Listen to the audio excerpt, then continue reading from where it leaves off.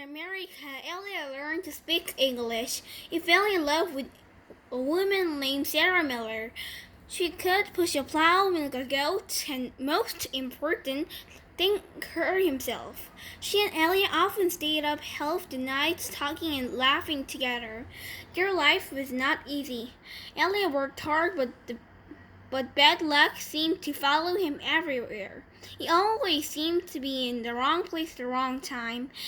He remembered Madame Roney telling him that she had a son in America. Elliot was forever looking for him. He'd walk up to complete strangers and ask if they knew someone named Zeroni or had ever heard of anyone named Zeroni. No one did. Elliot wasn't sure what he'd do if he ever found Madame Roney's son anyway. Carry him up the mountain and take him pick lullaby to him. After he burned stuck by lightning for a third time, he told Sarah about the broken promise to Madame Zeroni. I'm worse than a pig thief, he said. You should leave me and find someone who isn't cursed. I'm not leaving you, said Sarah, but I want you to do one thing for me. Anything, said Elia. Sarah smiled. Sing me the pig lullaby. He sang it for her. Her eyes sparkled. That's so pretty. What does it mean? Elia tried his best to translate it from Latvian into English, but it wasn't the same. It rhymes in Latvian, he told her. I could tell, said Sarah. A year later, their children was born. Sarah named him Stanley because she noticed that Stanley was Yalnat spelled backward. Sarah changed the words of the pig lullaby so that they rhymed, and every night she sang it to little Stanley. If only the woodpecker sighs, the bark on the tree was as soft as the skies, while the wolf waits below, hungry and lonely, crying to the moon, if only. Stanley's hole was as deep as his shovel, but not quite wide enough in the bottom.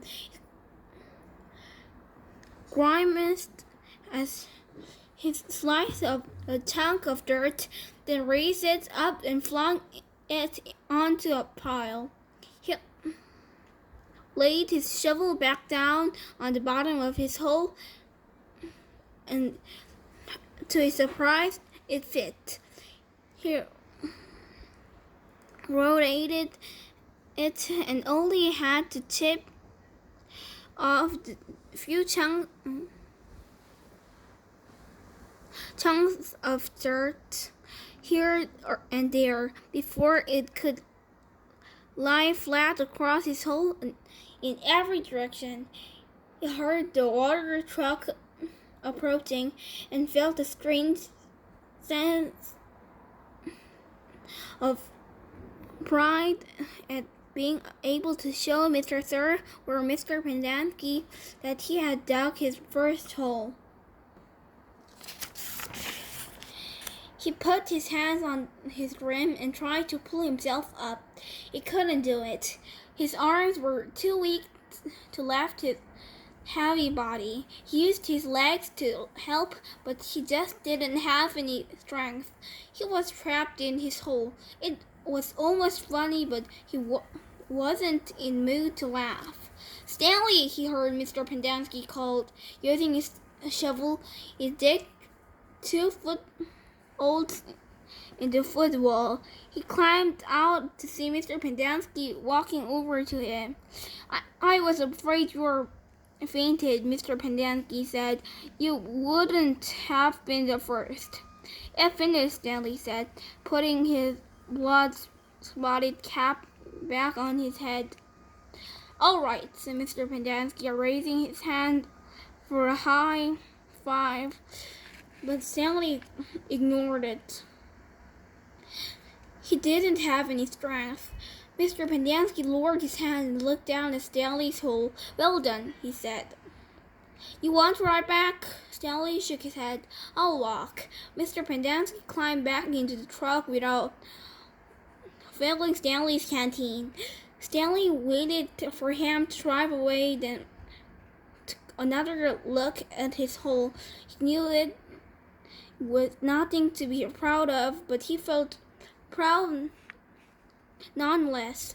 He sucked up his last bit of saliva and spat.